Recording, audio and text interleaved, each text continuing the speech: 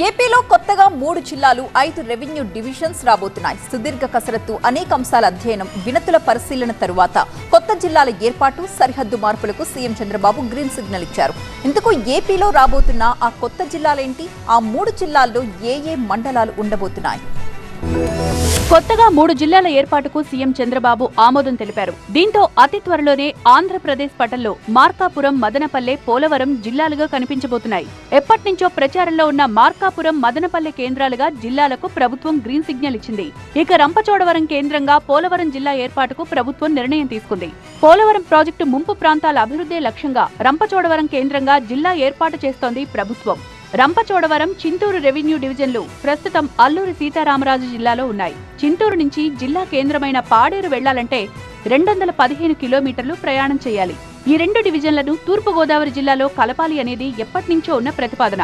కానీ తూర్పుగోదావరి జిల్లాలో కలిపితే అక్కడి జనాభా 24.48 లక్షలకు చేరుతుంది. 10 నియోజకవర్గాలతో పెద్ద జిల్లాగా తయారవుతుంది.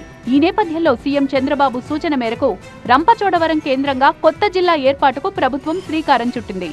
ఇక మార్కాపురం కేంద్రంగా ఏర్పాటు కాబోయే జిల్లాలో మార్కాపురంతో పాటు ఎర్రగొండపాలెం, దర్శి, గిద్దలూరు, కనిగిరి నియోజకవర్గాలుంటాయి. మదనపల్లె, తంబళ్లపల్లె, పుంగనూరు, పీలేరు అసెంబ్లీ నియోజకవర్గాలతో కలిపి మదనపల్లె జిల్లాను ప్రభుత్వం ఏర్పాటు చేస్తోంది. ఈ జిల్లాలో మొత్తం 21 మండలాలు ఉంటాయి. జిల్లాల సరిహద్దుల మార్పులకు ప్రభుత్వం సానుకూలంగా స్పందించింది. అద్దంకి, కందుకూరు నియోజకవర్గాలను ప్రకాశం జిల్లాలో చేర్చుతోంది. వీటితో పాటు కొత్తగా 5 రెవెన్యూ డివిజన్లను ఏర్పాటు చేసేందుకు అంగీకారం తెలిపింది. అనకాపల్లి జిల్లాలో నక్కపల్లి, ప్రకాశం జిల్లాలో అద్దంకి, కొత్తగా ఏర్పాటయ్యే మదనపల్లి జిల్లాలో పీలేరు, నంద్యాల జిల్లాలో బనగానపల్లె, శ్రీ సత్యసాయి జిల్లాలో మడకశిర రెవెన్యూ డివిజన్లు ఏర్పాటుకు నిర్ణయం తీసుకుంది. కర్నూలు జిల్లా పెద్దహరివనాన్ని కొత్త మండలంగా ఏర్పాటు చేస్తోంది ప్రభుత్వం. ఆదోని మండలాన్ని విభజించి కొత్త మండలం ఏర్పాటుకు నిర్ణయం తీసుకుంది. మంత్రుల కమిటీ ఇచ్చిన నివేదికపై సమీక్ష నిర్వహించిన చంద్రబాబు మార్పు చేర్పుల పట్ల సానుకూలంగా స్పందించారు.